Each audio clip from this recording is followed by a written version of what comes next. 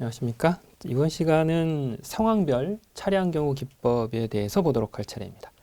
즉 차량이 주행 중일 때, 혹은 승차 중일 때, 혹은 하차할 때 차량이 어떻게 해야 되는가에 대한 내용입니다. 거기 보면 이제 동승 차량의 경우 방법에 대한 내용들이 들어 있습니다. 거기 보면 이제 운전자가 있고요. 그리고 경호 팀장이 있고요. 경호 대상자, 그리고 이제 뒷좌석 왼쪽에 경호원에 대한 내용들이 소개가 되어 있습니다. 이건 이제 동승 차량 경호라고 했기 때문에 경호 팀장이나 경호원이 경호 대상자와 함께 탑승한 경우를 가리키는 말이죠. 자, 그래서 운전자를 보시게 되면 차량이 운행되지 않았을 때는 차량에 대한 안전을 책임지는 사람, 그리고 차량이 최상의 상태를 유지할 수 있도록 점검을 해서 그걸 유지하는 게 본분인 것이죠. 그리고 이제 행환차로의 원래 이동로는 물론이고 변경 가능한 이동로, 그리고 안전 대피 지점까지 모두를 숙지해야 되는 사람이 바로 이 운전자입니다. 그래서 차량을 운전하면서 전면이나 후방 거울을 이용해서 유해 요소가 어디에 있는지, 그리고 없는지, 이런 부분들을 충분히 확인해야 하는 사람이 바로 운전자인 것이죠. 그 다음 경호팀장, 즉 경호 책임자에 대해서 봅니다. 경호팀장은 앞좌석 조수석에 앉도록 되어 있습니다. 그래서 목적지에 도착하면 이 경호팀장이 제일 먼저 하차하게 됩니다. 그리고 출발할 때에는 맨 나중에 승차하게 되죠. 그래서 별표가 2개짜리입니다. 그 다음 경호 대상자 승하차 시에 차량 문의 개폐를 결정하고 실제로 개폐하는 사람은 경호팀장입니다. 그리고 이 차량의 창문, 그리고 문 잠금 장치와 같은 이런 부분들도 경호팀장이 직접 통제를 하게 되죠. 그리고 이동 간의 전방과 측방을 경계하는 것도 이 경호팀장이 주로 하게 됩니다.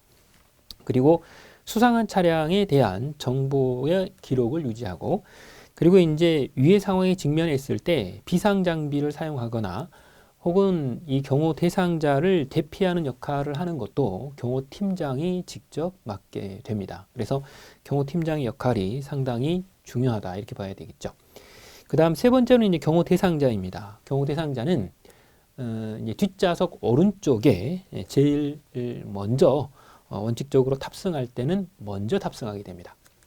그리고 맨 마지막까지 앉아 있다가 유해 상황이 직면했을 때는 어떻게 해야 되는지, 뭐 이런 것들을 충분히 숙지한 상태에서 경호팀장의 지시대로 하차를 하면 됩니다.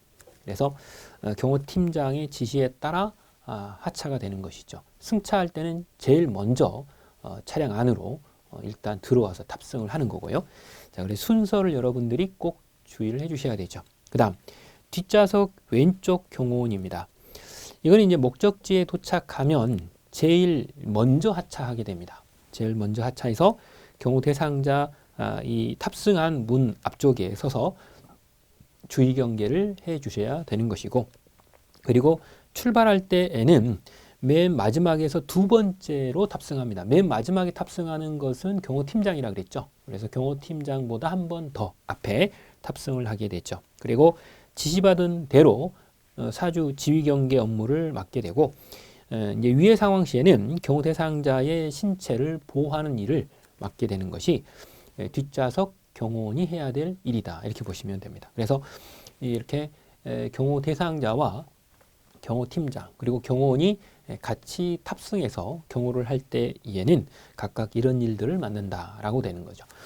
자, 그래서 이 동승 경호 방법에 있어서는 별표가 2개짜리입니다. 그래서 꼭 주의를 해주셔야 되고요. 그 다음 출발 전 부분을 보겠습니다. 출발 전은 별표가 2개짜리입니다. 경호 차량을 최상의 상태로 운전자가 유지를 하고 운전 전에 모든 계기가 작동되는지 이상 여부를 먼저 파악을 해야 되죠. 그 다음 2번째, 긴급 사태가 발생을 하게 되면 소화기를 사용하고, 그리고 이제 이 환자가 발생을 했을 때는 구급 약품을 사용해야 되기 때문에 이런 부분들을 충분히 비치를 해야 됩니다.